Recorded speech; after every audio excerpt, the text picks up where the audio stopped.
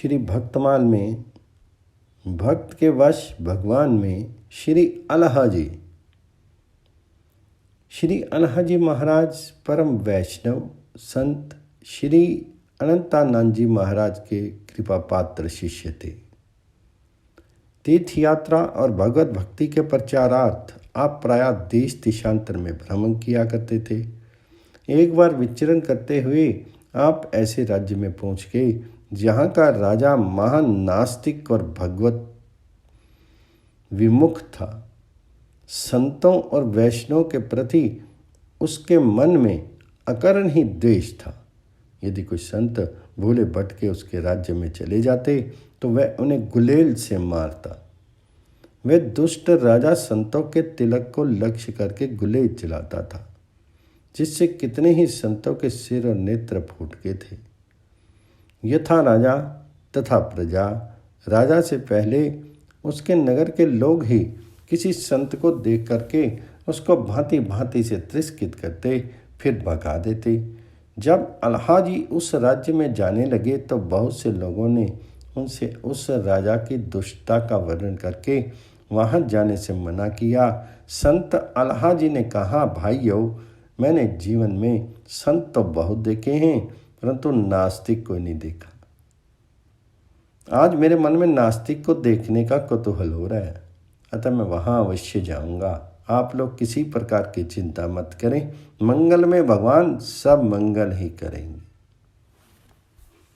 ये कहकर श्री अलहाजी उस राज्य में चले गए और सुंदर स्थान देख करके राजा के उद्यान में ही जाकर के रुक गए। उद्यान में आम के वृक्ष थे और उन पर सुंदर पके हुए फल शोभित हो रहे थे। श्री अलहाजी ने वही आसन लगाया और श्री भगवान जी की सेवा पूजा करने का निश्चय किया।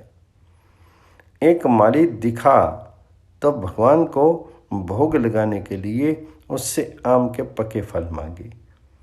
प्रथम तो माली ने इन्हें बहुत फटकारा कि बिना अनुमति के राजकीय उद्यान में कैसे चले आए, पर इनका दृढ़ निश्चय देख करके कहा कि यदि बिना लाठी डंडा या पत्थर चलाए आम ले सको तो ले लो। वह इस प्रकार कहकर इनका तिरस्कार ही कर रहा था, परंतु अलहाजी ने उसके कथन को तनिक भी अन्यथा नहीं किया। उन्होंने तो इस प्रकार के भूले भटकों को मार्ग दिखाने का व्रत ही ले रखा था। श्री अलहाजी महाराज सिद्ध संत थे और उन सर्वसमर्थ के आराधक थे, जो जड़ को चेतन और चेतन को जड़ करते हैं। उन्हीं परमात्मा श्री रघुनाथ जी का ध्यान करके श्री अलहाजी ने आम्र वृक्षों से कहा, हे तरवुरो, तुम तो परोपकारियों में श्रेष्ठ गिने जाते हो। तुम अपने पल्लव, शाखा, फल, फूल आदि देकर के लोक उपकार करते हो। जो तुम पर लाठी, डंडे या पत्थर से प्रहार करते हैं, उन्हें भी तुम मधुर फल ही देते हो। अतः आज मैं तुमसे भिक्षा मांगता हूँ, मेरे ठाकुर जी के भोग के लिए मुझे फल प्रदान करो। ऐसा कहकर के श्री अलहाजी ने जैसे ही वृक्षों की ओर देखा, उनकी डालियां स्वतः झुकाई। आपने आवश्यकता के अनुसार आम तोड़ लिए और उनसे श्री ठाकुर जी का भोग लगाया। इस अद्भुत घटना को देख करके माली तो ठगा सा रह गया।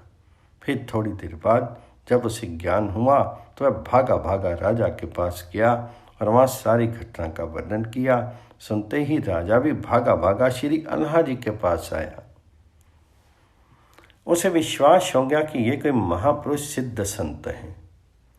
चरणों में गिर करके वह अपने अपराधों के लिए क्षमा प्रार्थना करने लगा। संत हृदय श्री अलहाजी तो आए ही थे उसका उद्धार करने।